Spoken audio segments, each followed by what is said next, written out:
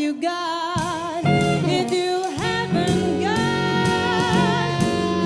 got love. Hello lovely people of the internet, and welcome to today's video where I will be following a 1930s makeup guide based on my complexion and colouring to achieve the ultimate 1930s look. So full disclosure, I have put some concealer on because on camera it picks up absolutely freaking everything. I did actually shoot this video yesterday and didn't put concealer on first, and yeah, I'm not putting that on the internet. Also, the powder that I have is much lighter and more translucent than the powder that would have been available in the 1930s, so it is not as full coverage, so I don't feel like I'm cheating that much. So this makeup guide came from a series that has been released by Glamour Daze Blog. It has, I think, 1920s right through to 1960s now. It is downloadable by PDF, which is how I have it. I will put some of the images on the screen, but if you'd like to get your hands on it, it is linked down below. But first, a quick message from today's video sponsor, Online Makeup Academy, who I recently started a certified course with.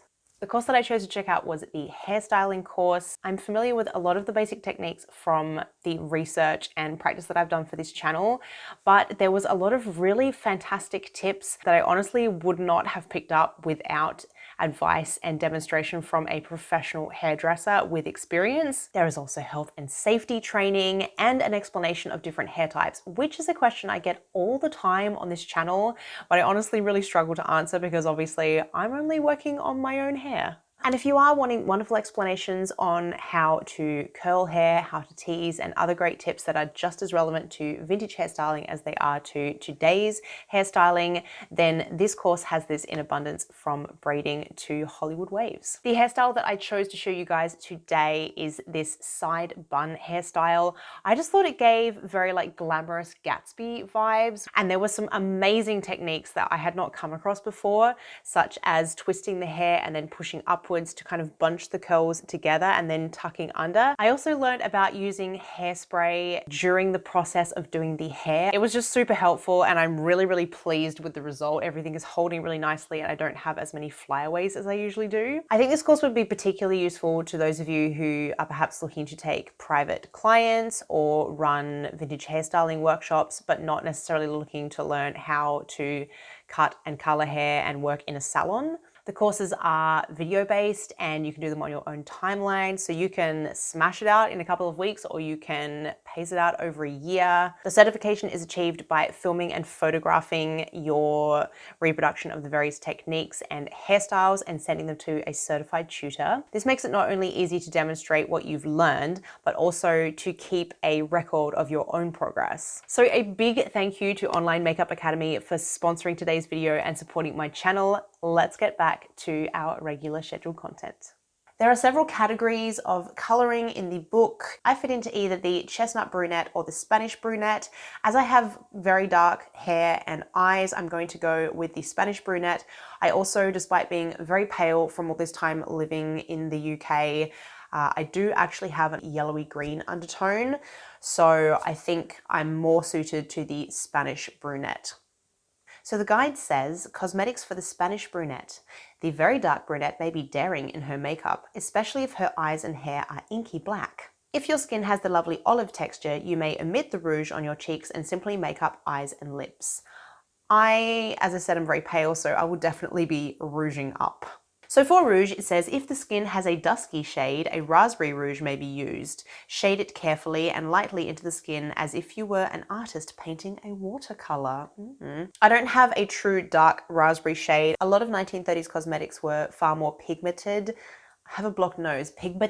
We're far more pigmented than today's cosmetics. However, I do have a somewhat raspberry shade in my Daphne Cosmetics kit here, and I know from putting this on previously that it is very pigmented. It's just not quite as dark as a 1930s one would have been, but we're working with what we've got, you know?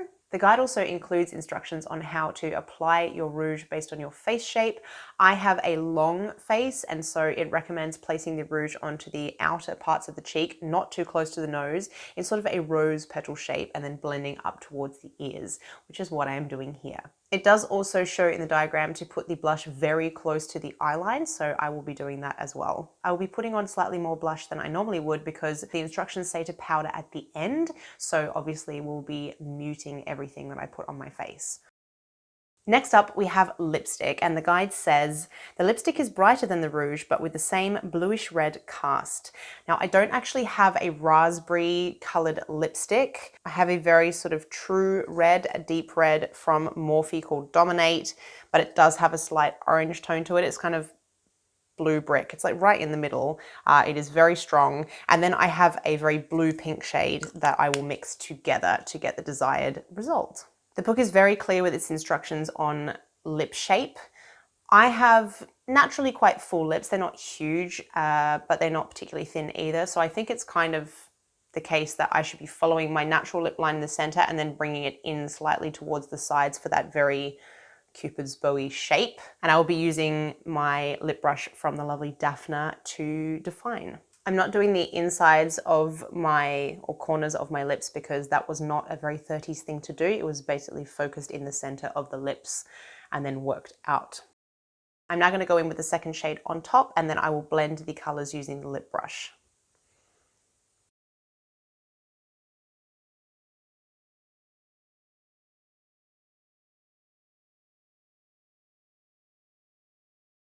So that is the lips done. As you can see, I haven't overlined them the way that I normally would. I very much followed the shape of my top and bottom lip, but then came down in a little sort of arch, like a bow from a bow and arrow into the corners of my mouth and faded it out as I've gone into the corners rather than putting lipstick right into the edges of my mouth.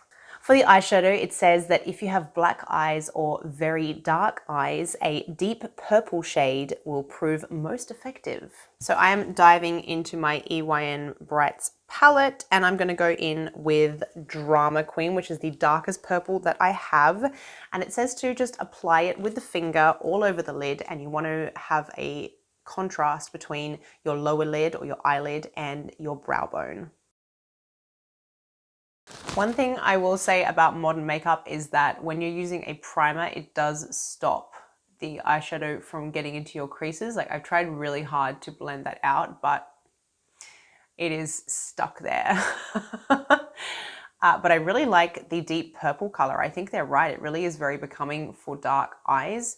And I have definitely seen this particularly on Yvonne de Carlo in Kodachrome color photos in a book that I have, and it really looks fantastic on her. So I am a fan. This seemed to be a trend that carried into the 1940s as well, to use either green or purple shadow for dark eyes. Interestingly, the guide refers to mascara as Marscaro. I would be intrigued to find out the etymology of that. I might even look that up, and if I can find it, I'll pop it on the screen here. But the guide says you should use black Marscaro for the eyelashes, brushing both the lashes to the under eyelid as well as the lashes to the upper eyelid. I actually just received this really beautiful mascara kit in the post from Daphne.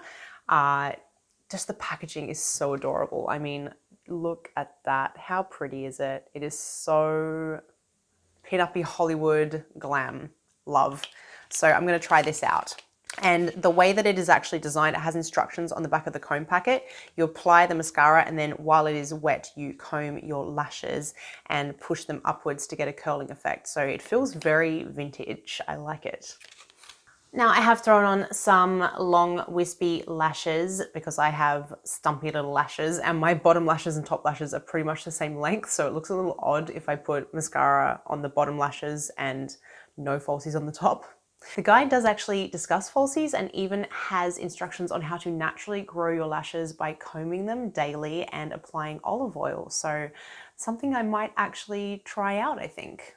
There is a detailed section about how to do your eyebrows, and interestingly, even though we are well versed with the thin arched brow of the 1930s, it does say that if you have naturally thick brows, to leave them thick. Don't pluck everything away so that they look unnatural. Just tidy up underneath and above and leave them thick. But it does say you want to have at least an inch between your brows for a lovely face.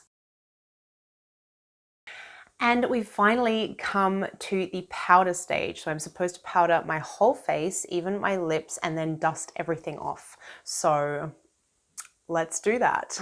I'm going to be using a little powder puff that I got as part of my Louise Young kit. It's actually for resting on the face when you're using the brushes, but I don't see why it won't do the same thing. And I'm just going to tap powder quite liberally everywhere and brush it off with another big fluffy brush that I have. So there we go, guys. That is the final look. You can see that the powder did indeed subdue the blush, the eyebrows, and the lips quite a lot. I think it sort of brings everything together a bit more. It's not quite so dramatic. And I really like this makeup look. I think it's very cute. What do you guys think? These guides are so much fun. Every decade has its own little guide. There is even like a morning and evening routine, one of the 50s guides that I would really like to do. So if you like these kinds of videos, do let me know down in the comments and I will do some more. Thank you as always to my lovely patrons for contributing to the cost of tools and supplies for these videos.